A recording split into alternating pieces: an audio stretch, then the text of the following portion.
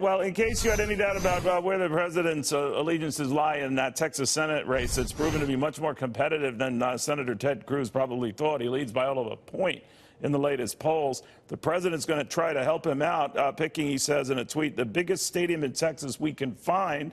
As you know, Ted has my complete and total endorsement. His opponent is a disaster for Texas, weak on the Second Amendment, crime, borders, military, and vets. Of course, as you know, Democrats are salivating. They might even have a shot in this reddest of states to pick up a Senate seat. It seems unthinkable, but of course, it's been a crazy year thus far.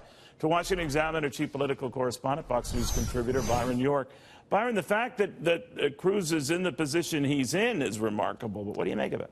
It is pretty surprising. Real Clear Politics classifies this race as a toss-up. You mentioned the one-point poll. All of the polls in the past couple of months have showed Ted Cruz with a very, very narrow lead, 1, 2, 3 points. So clearly the president doing this, saying he's going to be devoting presidential time in October when the campaign is really, really going, indicates some level of concern. There are a lot of big stadiums in Texas. I don't know which one is the biggest, but it's pretty big.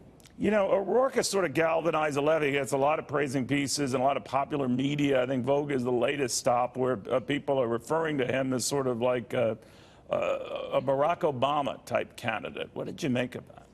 Well, he does have a lot of charm. Apparently, he seems to certainly has charmed a lot of the media. Has either an Obama-esque or a Kennedy-esque, or however you want to describe it, demeanor. But he does, you know, every couple of years, someone emerges as kind of a darling who will lead Democrats back to power.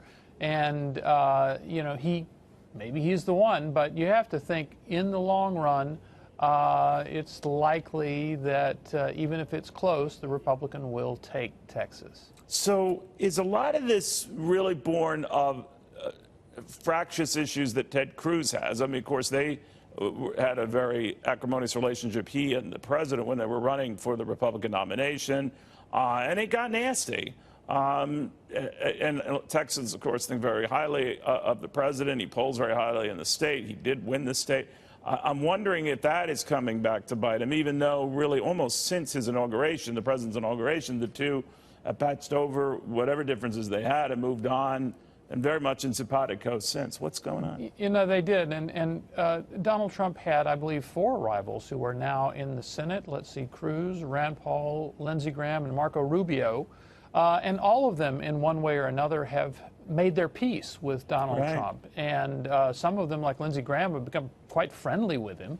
And Ted Cruz has become a real supporter. So my sense is that that whole Lion Ted stuff is pretty over. You have to remember that day in Indiana in May of 2016. This is when Donald Trump was going to basically wrap up the nomination. Cruz just let out on him. He just let loose. I mean, just weeks and months of anger and resentment coming out. But it seems to me that the last year and a half or so have pretty much put that behind them. Yeah, and I remember Mike Pence played an odd role there, supporting Ted Cruz, but not Mike zealously. Pence was kind of keeping his head down. Right, you know? exactly.